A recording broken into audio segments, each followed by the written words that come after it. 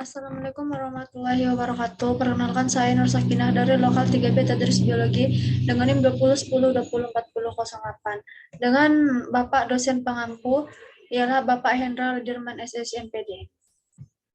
Baik, di sini saya akan membahas tentang sumber daya alam yang mencakup tentang pelestarian sumber daya alam, pertanian dan kehutanan, dan tata guna lahan. Pelestarian sumber daya alam. Pelestarian sumber daya alam adalah upaya pengelolaan sumber daya alam dengan tujuan mempertahankan sifat dan bentuknya. Perubahan yang terjadi diserahkan atau dikembalikan pada alam. Sumber daya alam merupakan segala sesuatu yang ada secara alami dan dapat digunakan untuk memenuhi kebutuhan manusia.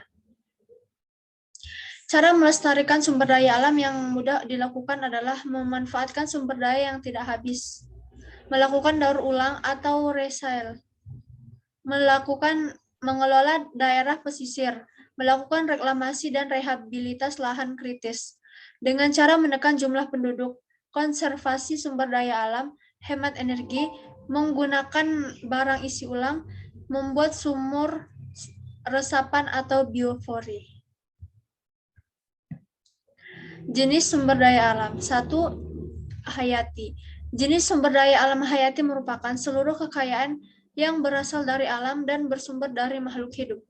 Contoh dari sumber daya alam hayati yakni padi, jagung, teh, kelapa sawit, kopi, ikan, kambing, sapi, dan lain sebagainya.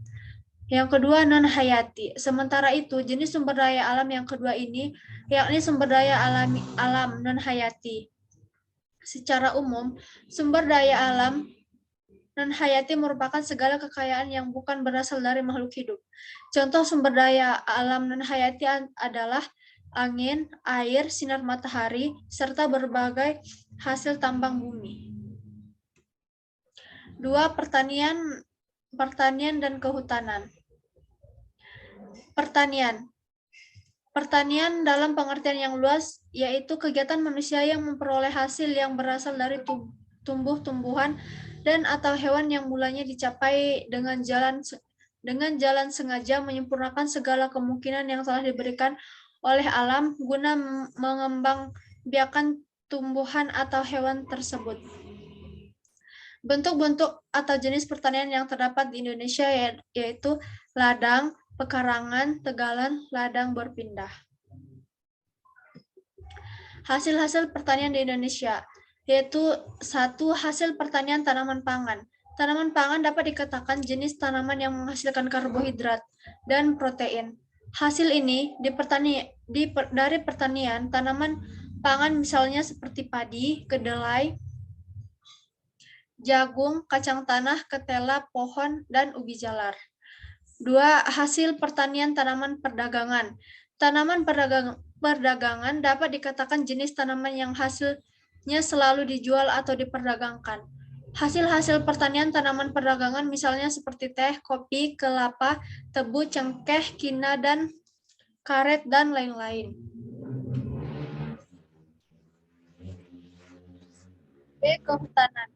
Kehutanan adalah sistem pengurusan yang bersangkut paut dengan hutan, kawasan hutan, dan hasil hutan yang diselenggarakan secara terpadu. Penyelenggaraan kehutanan bertujuan untuk sebesar-besarnya kemakmuran rakyat yang berkeadilan dan berkelanjutan, dengan menjamin keberadaan hutan dengan luasan yang cukup dan sebaran yang proporsional, mengoptimalkan aneka fungsi hutan yang meliputi fungsi konservasi, fungsi lindung, dan fungsi produksi untuk mencapai manfaat lingkungan, sosial budaya, dan ekonomi yang seimbang dan lestari. Meningkatkan daya dukung daerah aliran sungai, meningkatkan kemampuan untuk mengembangkan kapasitas dan keberdayaan masyarakat secara partisipasif, berkeadilan, dan berwawasan lingkungan sehingga mampu menciptakan ketahanan sosial dan ekonomi serta ketahanan terhadap akibat perubahan eksternal dan menjamin distribusi manfaat yang berkeadilan dan berkelanjutan. 3. Tata guna lahan.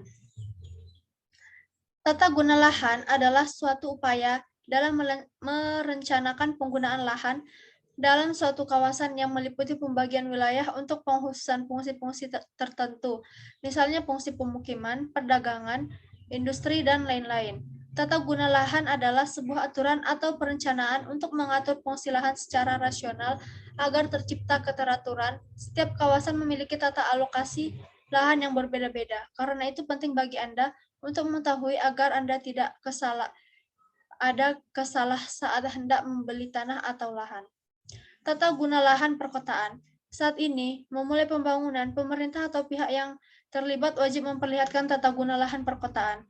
Setiap lahan yang ada di sebuah kota memiliki fungsi dan peruntukan yang berbeda. Tanah untuk membangun jalan raya, gedung, hingga fasilitas umum masing-masing sudah diatur dalam tata guna lahan perkotaan.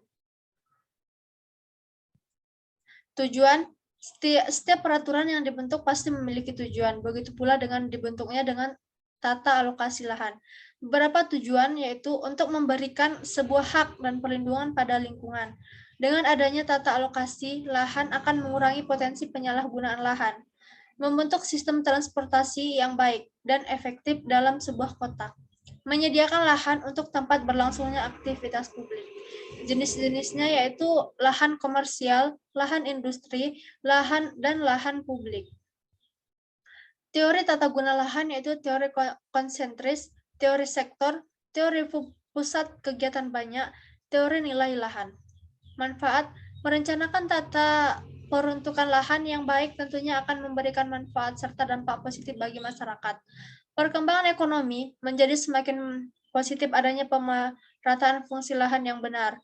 Hal ini sekaligus menjaga sumber daya alam agar tidak rusak, mengatur struktur kota yang tertata dengan baik untuk mengurangi terjadinya kemacetan. Perencanaan ketentuan ini dapat mengurangi dampak negatif terjadinya bencana alam di suatu wilayah. Mungkin itu saja. Terima kasih. Sekian dari saya. Assalamualaikum warahmatullahi wabarakatuh.